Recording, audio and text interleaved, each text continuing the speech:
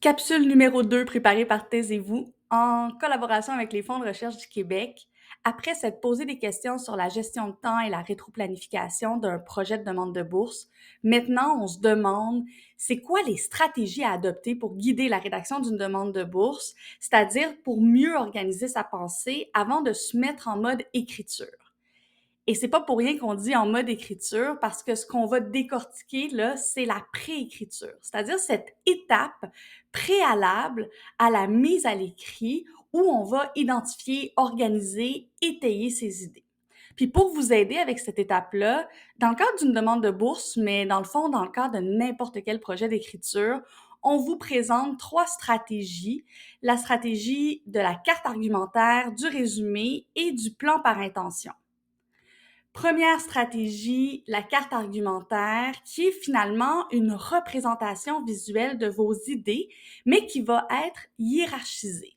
Fait qu'on va finalement essayer de voir, de placer notre argument principal, c'est-à-dire c'est quoi la démonstration qu'on veut faire et voir les preuves, les stratégies qu'on va utiliser pour en venir à ce que la personne qui est en train de lire et d'évaluer notre candidature croit aussi fermement que nous à notre hypothèse, à notre démonstration. Donc, à la fois que vous êtes une candidature qui se démarque, tout comme que votre projet est pertinent sur le plan social ou sur le plan scientifique. On s'entend que oui, sur le plan du contenu, la carte argumentaire nous aide à identifier des éléments qui sont plus centraux, des éléments secondaires, de s'assurer aussi qu'on a des preuves, des démonstrations pour chacune de nos idées qu'on va amener, mais ça va aussi nous permettre de solidifier notre posture, hein, puis de dégager des éléments non prioritaires, ce qui est essentiel quand on fait face à une limite en termes de nombre de mots, de nombre de caractères. On veut être capable là, de pas mettre trop de mots, trop de temps sur quelque chose qui finalement ne correspond pas à notre argumentaire, aussi aux critères d'évaluation qu'on a identifiés préalablement. Deuxième stratégie, c'est la stratégie du résumé. Et la plupart du temps, on a tendance à faire un résumé à la fin de notre démarche, c'est-à-dire de résumer ce qu'on a écrit de façon plus élaborée. Ce qu'on vous propose au sein de l'équipe de Taisez-vous, c'est d'essayer de créer, de produire un résumé en amont de votre démarche.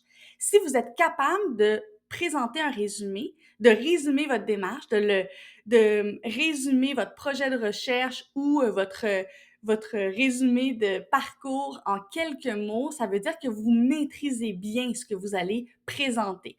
Vous allez aussi avoir dès le début un aperçu global et complet de l'ensemble de votre projet, ce qui va éviter le syndrome de la page blanche ou du moins aider à le diminuer.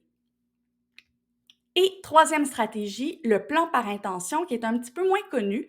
Et puis, on en est venu à proposer cette stratégie-là parce que on tombait souvent sur des plans qui étaient très, très, très génériques et pas du tout structurants pour les personnes qui se lancent dans la rédaction. Donc, lorsque vous faites un plan par intention, c'est d'aller au-delà, je dirais, des sous-titres génériques. Donc, on va partir des recommandations dans les critères d'évaluation de votre demande de bourse. On va aller reprendre les mêmes titres. On veut aider la personne qui évalue notre candidature à bien repérer notre contenu, mais on va aller mettre du détail, préciser, identifier la démonstration qu'on veut faire pour chaque section en utilisant des mots un peu arbitraires, le je. On est en mode préécriture, donc c'est pas grave si on n'est pas dans des phrases parfaites. Bien au contraire, là, soyez le plus personnalisé possible. Ça va même clarifier pour vous-même où vous vous en allez pour la suite. Ça va aussi permettre de mieux communiquer peut-être avec les personnes qui vous soutiennent dans votre démarche de demande de bourse, que ce soit votre direction de recherche, des collègues qui se sont généreusement proposés pour vous relire. Si vous leur soumettez d'abord un plan de rédaction par intention, ils vont bien comprendre où vous en allez, puis pouvoir vous questionner, vous réaligner en fonction de leur expérience et de leur perception de votre projet de recherche ou de votre candidature. Donc, 3 stratégies potentiellement utiles en mode préécriture.